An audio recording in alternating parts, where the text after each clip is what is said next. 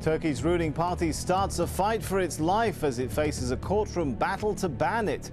Once again, the party is accused of undermining secularism.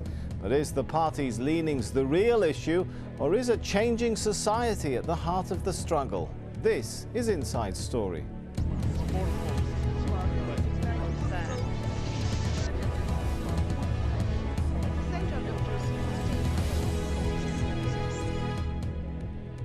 Hello, I'm Sami Zaidan. Well, it's a case that could close down Turkey's ruling party and bar the Prime Minister from office. On Monday, Turkey's top court unanimously voted to hear a case aimed at shutting down the ruling Justice and Development, or AK party. Well, the case is based on allegations that the AK party is supporting Islamist activity that would undermine the secular Turkish state. And if it's successful, the President, Prime Minister and dozens of party officials will be banned from politics for 5 years. Well, the case is causing divisions in Turkey, and a ban on the ruling party could slow down the country's bid to join the EU. Well, secularists have targeted the ruling AK party because of its Islamist roots, and it's been grabbing headlines recently. In July 2007, the AK party made history by being voted in for a second term and consolidating its healthy majority in Ankara's parliament. Then just 4 weeks later, in August, Erdogan, the AK party prime minister, was joined in office by the new president, Abdullah Gül, another AK party member. And then in February this year, the AK party successfully lifted the controversial ban on headscarves from universities.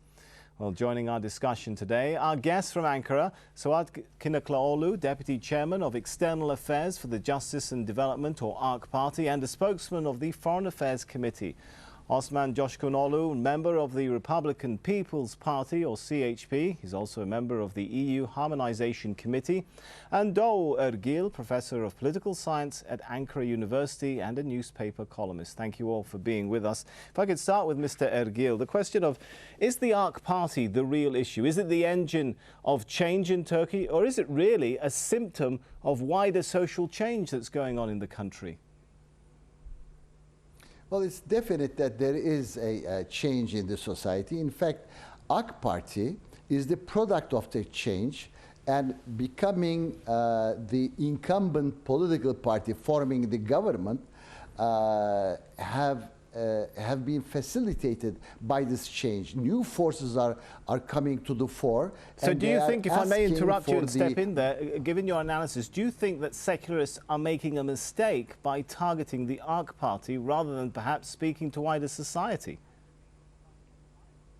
Well, first of all, let me tell you that secularism is a policy. Secularization is the issue, and that's a sociological process. I mean, if the society is not secularized, what value would secularism as a policy, as a state policy, would have put into effect? So Turkish society is both religious in the mainframe and also secular. So one party cannot desecularize the society and turn it into a religious regime.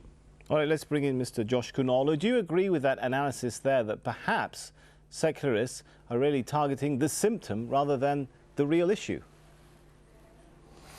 To a degree, I would agree with that. The real issue, however, is not necessarily what I had just heard.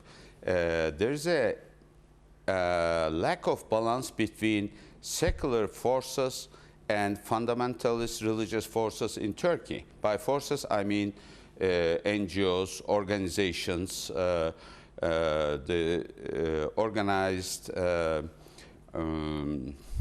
pressure groups, so to speak. The fundamentalists are well organized. They are in the grassroots and everywhere. I'm not talking about the political parties now only. I'm talking about the society, organizations in society. That's so number one. If I may interrupt you, sir, sorry to jump in, but is that the role or the responsibility of the government if one side is better organized, more popular than the other? No, it is not. Absolutely not. But it is, I'm just analyzing the situation. It is not the responsibility of the government, of course. It's not the responsibility of any political party. It is the misbalance partially or by and large due to 1980 coup that occurred in Turkey, where the left and democratic organizations are weakened very profoundly, including the labor unions and other democratic organizations are weakened, but so why grassroots target the ARC party then? Why target the ARC party at all? Pardon me? This is not a reason to target AKP, the party governing party.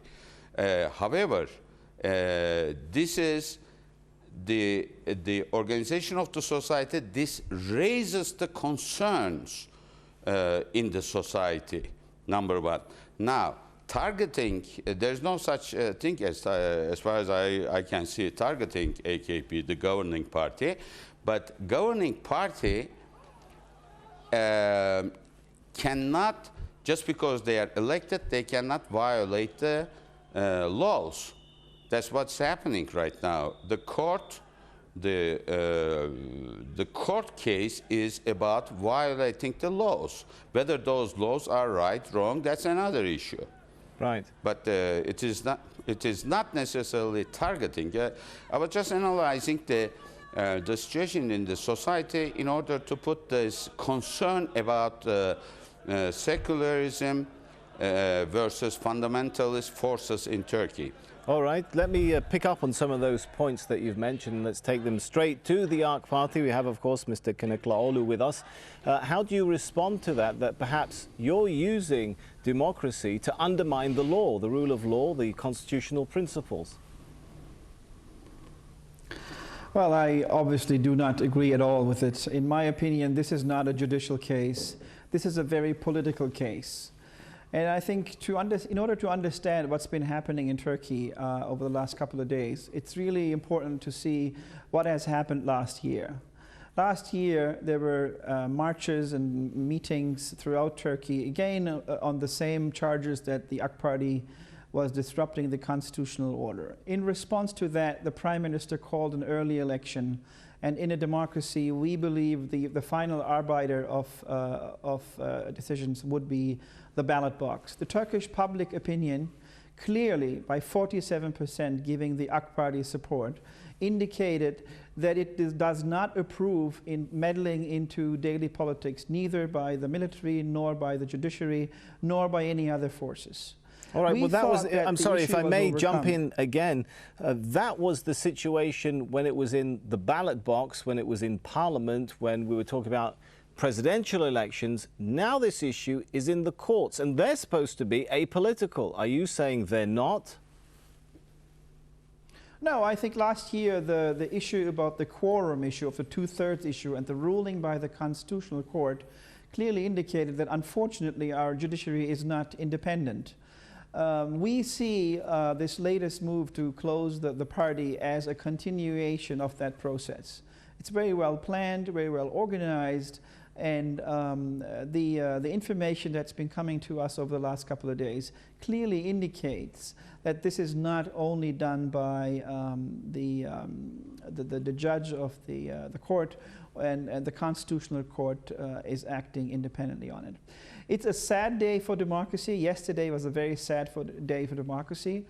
What people was not able to do at the ballot box is now being tried to do through a judicial court's case. But we're confident that either the court, I mean, I'm not very hopeful personally by the court's ruling, but we're confident that we will overcome this, that Turkish public and political will, the popular will of Turkey will prevail in the end. All right, that's an interesting point. Let's take it to Mr. Ergil. Is this becoming a battle between secularists and not only the ARC party, but as Mr. Kılıçdaroğlu put it, the popular will, the will of the people? Well, I think at the very end, we will once again refer to the public will. Now, ARC party will try to do something which it shouldn't do. That is to change only those articles of the Constitution that will make it impossible to close down a party except it condones and participates in violence. But who has the right? fact, Sorry, who has the right party- to speak for the public will and the popular will? Both sides are claiming I'm that they coming to speak. that. Well, it is, of course, the democratically elected government, no, but Secularists would argue I'm coming only to- secured 47, around half of the vote. I know, I'm coming to that. This is one of the steps that is possible for AK Party to take. That is, to change those specific articles of the Constitution. But then the CHP, the main opposition party, has threatened that they will take that decision again to the Constitutional Court, which may act politically and close down the party. So that road may be closed also. So the second and the last resort is calling for early elections, which may guarantee that AK Party may come back with even a greater mandate. And I think that possibility is clearing up more than anything else in the near future. All right. But let me warn you of something, and that is AK Party did have the opportunity and to time to liberalize the system, both the political and the legal system, to change the constitution to a much better contemporary one, change the authoritarian election and political party laws, and did not do that. Now it has fallen victim to that negligence and opportunism to hang on to those laws and empower itself a little bit further. All right, we're going to get more into the different scenarios in part two that could result from the court ruling, but I want to once again go over to Mr. Coşkunoğlu and pick up on some of the points we've been talking about and ask the question, why take an issue which has been decided through popular vote to the courts in the first place? Isn't the real dialogue between the people themselves on this one?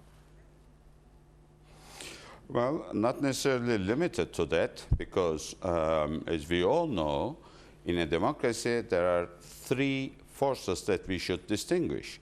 One is judiciary force, the other one is parliamentary, and the other one is execution, correct? Executive. Now, few minutes ago, we listened to AKP, governing party's representative, and the main flaw that underlines their actions regarding democracy. According to AKP, the governing party, judiciary system is not trustworthy. There is only executive system. Parliament, of course, they have their majority, so whatever they want, they can pass through the parliament. Therefore, the opposition is irrelevant. Judiciary system is doing wrong. Well, this is not definition of democracy. Definition of democracy does not only involve voting system. In the participatory democracy, there are different forces in the society. But allow me to ask you this question. I guess the supporters of the AK Party would say, if this is a government that has been elected twice and you've failed to defeat them in the ballot box, aren't you really using the institutions, the unelected institutions of the state, to defeat the will of the people by getting the courts involved? No. No, CHP, my party, has nothing to do with the court case. I mean, if we believe in that judiciary system is under CHP, my party's control, then that's a very, very big claim to make, and one has to really prove that. But there are laws. What are the three principles of European Union? Democracy, human rights, rule of law, right? So democratically elected government or representative should not be allowed to Right. violate the laws. Right. I'm Actually, sorry. in Turkey, We are kind of running out of time. In so Turkey. if we could pick up on this well, point in Turkey, in a minute, because it is now time for a short break. When we come back, we'll look at the secular battle against the AK party, where it might take the country. Stay with us.